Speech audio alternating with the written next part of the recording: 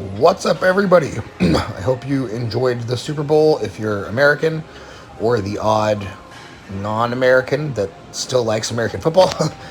Anyway, let's get right into today's question and answer. Anyway, what I'm doing here is my calf raises. I always start every leg day with calf raises. I like to really emphasize the stretch for calf work, and in fact, immediately after a set like this, I will launch right into an extreme stretch, which is a DC training concept, dog crap training.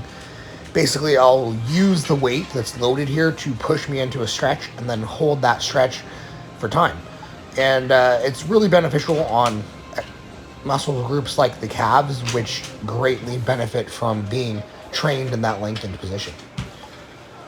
On to the first question then.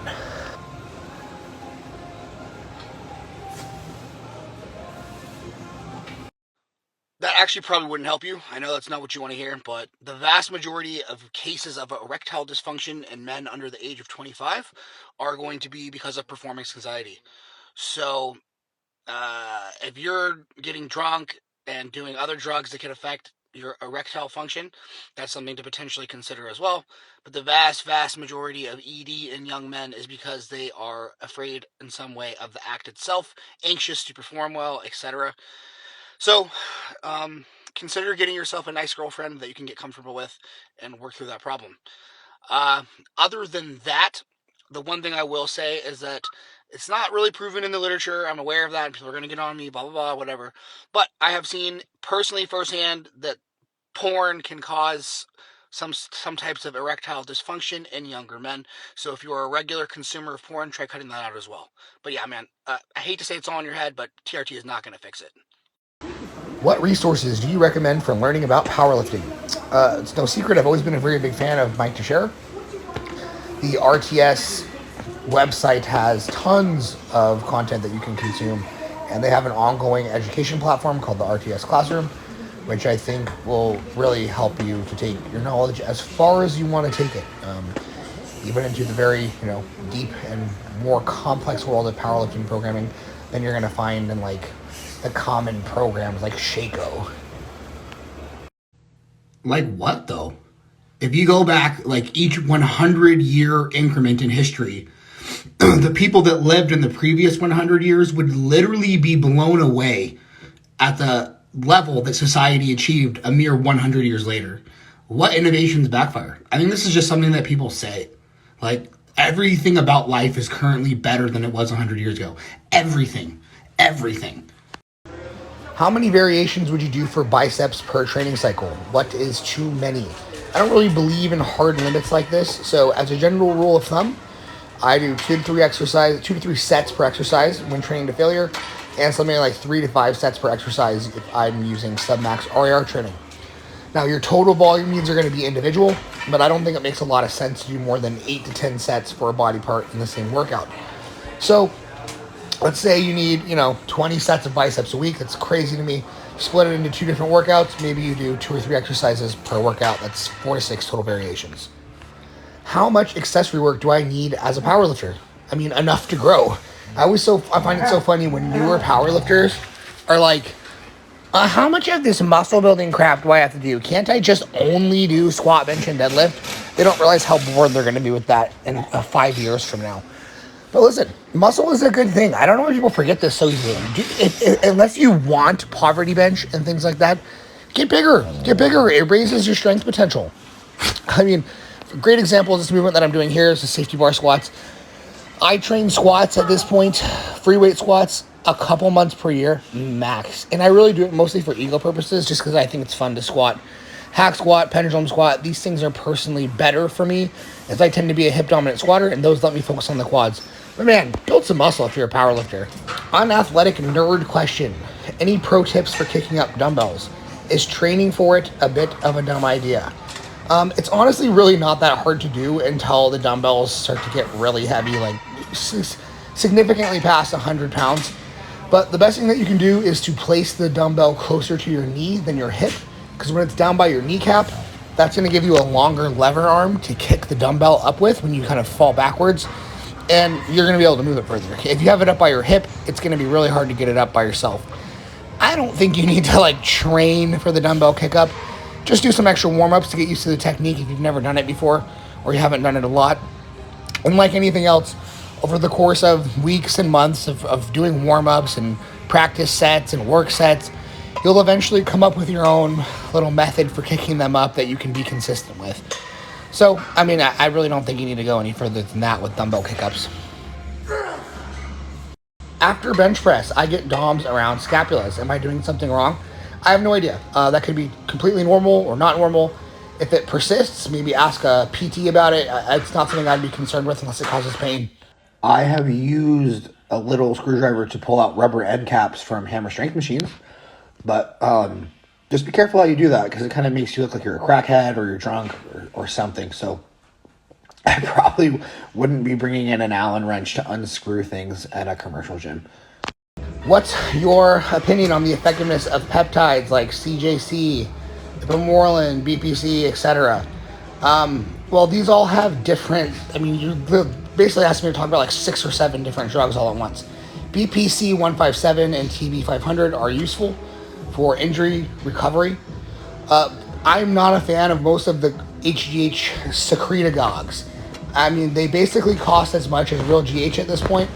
So, in my opinion, they have worse side effects. So, I would just spend your money on real GH. Chinese GH is not that expensive. I mean, I know people saw Liver King spending like $8,000 a month on GH. You can get Chinese GH for like $1 an IU, which means even if you're running 8 IUs a day, that's only $240 a month. So I would just buy the real thing and skip the HGH secretagogues.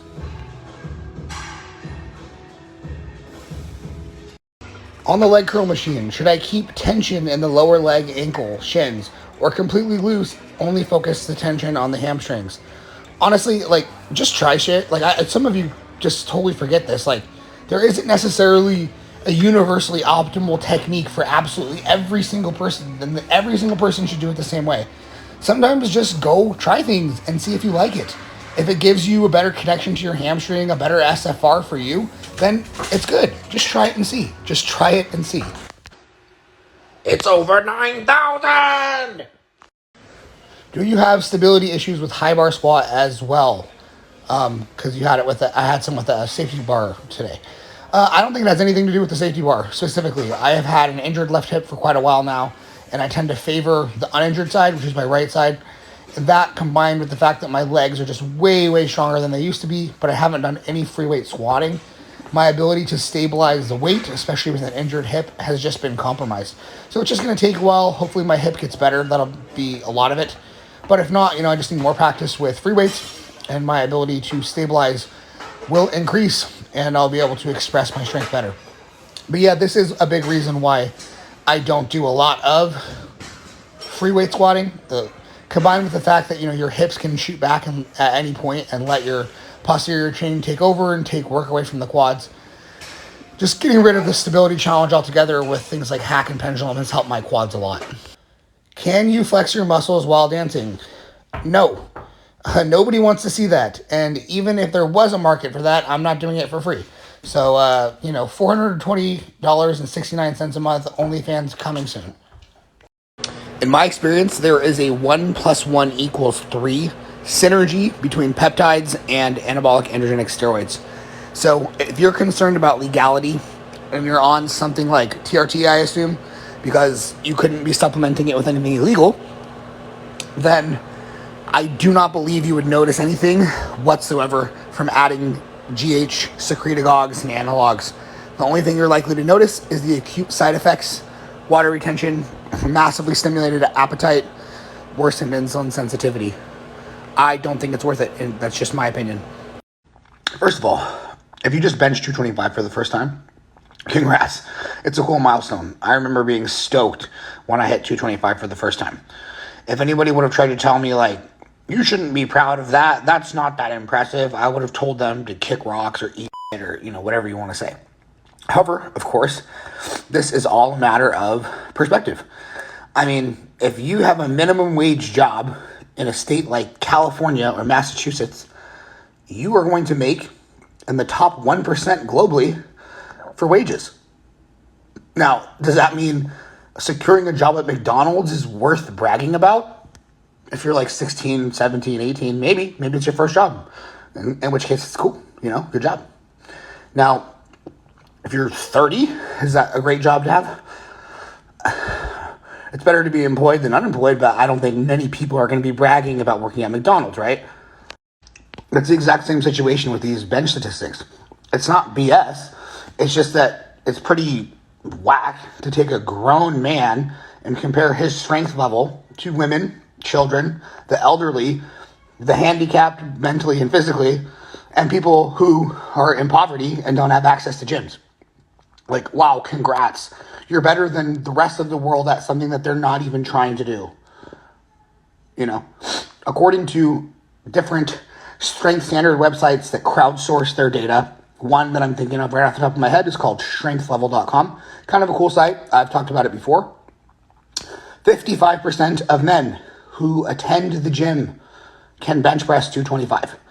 So that's a very different number than saying 1% globally can bench 225. Both just might well be accurate or close to accurate, But it's, again, a matter of perspective. If you're some kind of competitive strength or physique athlete and you're comparing yourself to normies that don't even go to the gym to make yourself feel good, I think that's strange. You could easily compare to people in your demographic to give you a much better measuring stick of how you really stack up in the competition that you care about. But, let's take like an average dad in his 40s who goes to the gym when he can squeeze out time 2 or 3 times a week. Why shouldn't he be proud of benching 225? Why shouldn't he recognize and put that in perspective that many people don't even go to the gym? Only 1/3 of Americans even have a gym membership. And not only that, but out of the half, he's 1 out of 2 people that actually go that manage to get to that level of strength. So props to him, props to him. It's a lifestyle for that guy. So again, this just comes down to perspective. Who are you? Why are you comparing? What's your motive? And that'll be decided whether this is whack or cool. The rest of the question says, how much on the hammer strength incline is approximately equivalent to a 225 bench? And sadly, man, it just doesn't translate like that. Machine work, especially if you're not doing free work alongside of it, does not translate well to free weight numbers. You have to train both. For example, I think when I did 6 plates per side on the hammer incline for 6 reps, the first time I tried to flat bench after 6+ months of not doing it, I got 315 for 6 or 7. Now within 6 or 7 sessions, I did 385 for 5. But again, it just doesn't translate. There's way more people that can bench the same or more than me than there are people that can bench the same or more than me on the hammer strength incline.